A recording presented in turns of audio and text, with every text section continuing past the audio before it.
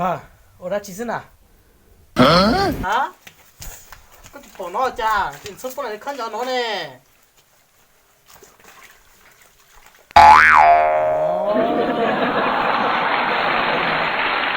Sao có open này khai có sư. Cú nó chỉ là open này khai gió nữa ho. Số con này đi khăn gió đã chưa? Chị tao uống đi ho. Có thì chưa open này khai nào đó. Ta chỉ nó nè, lúc bảo uống nó chia nè. Bao nhiêu nữa, và là lỗ phú chùa thế không ở lại á, tao nhớ khẩn cầu nữa. Chỉ open này khai chứ, chỉ bố mỏ nó thì tổ trái lên nào ho. Chỉ open này khai chứ, chỉ bố mỏ nó thì tổ trái lên nào ho. Thì cái chiếc lò chế đâu mà hao lử mê.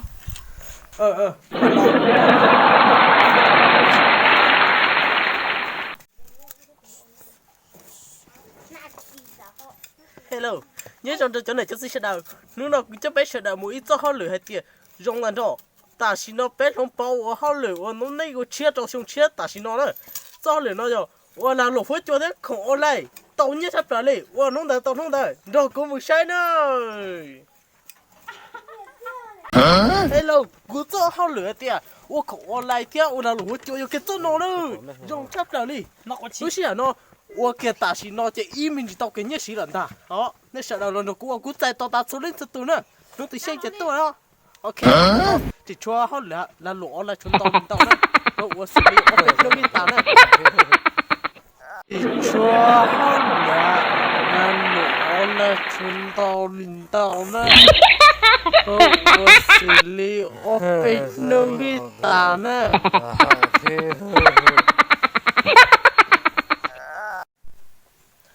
Hey, nhớ dòng tụi bây giờ nhớ dòng sẽ đến nè tới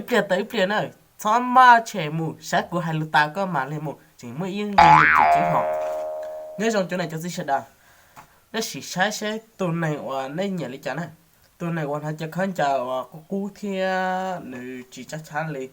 là khó nó sai giờ tên nó nhớ tụi người ta nó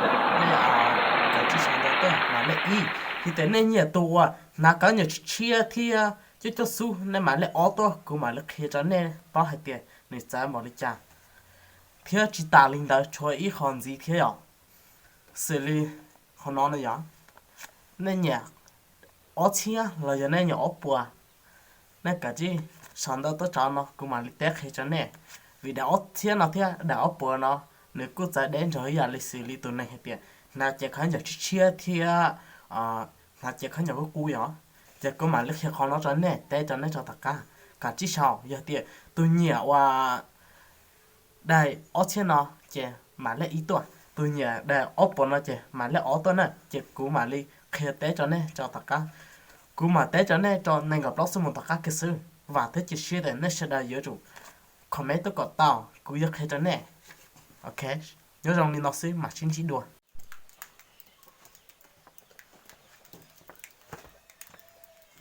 nhớ trong tôi sẽ đợi nè chúng nó cũng chỉ cho họ để cho bác sĩ đồng mũi đó nên bộ sa bó để cho lên nó đã chỉ cho họ lên nó to nha cần cao đi nữa vì thế chỉ nó của họ lục báo của chỉ cho mũ sau YouTube bị trả lời lại vì cái cho họ lên nó to nha cần cao đi bộ mới lấy từ sa bó xong tại cho họ cá nó cũng mà được kia ta chỉ nó cũng chỉ những một ấy cho họ được chết thế ta chỉ cũng cho họ lên nó giờ tuần này và nhìn phú thiết cái này nó chịu tao này sao cũng cho khách nhà nó này cho họ lại nó và tao nhớ trong cần cao đi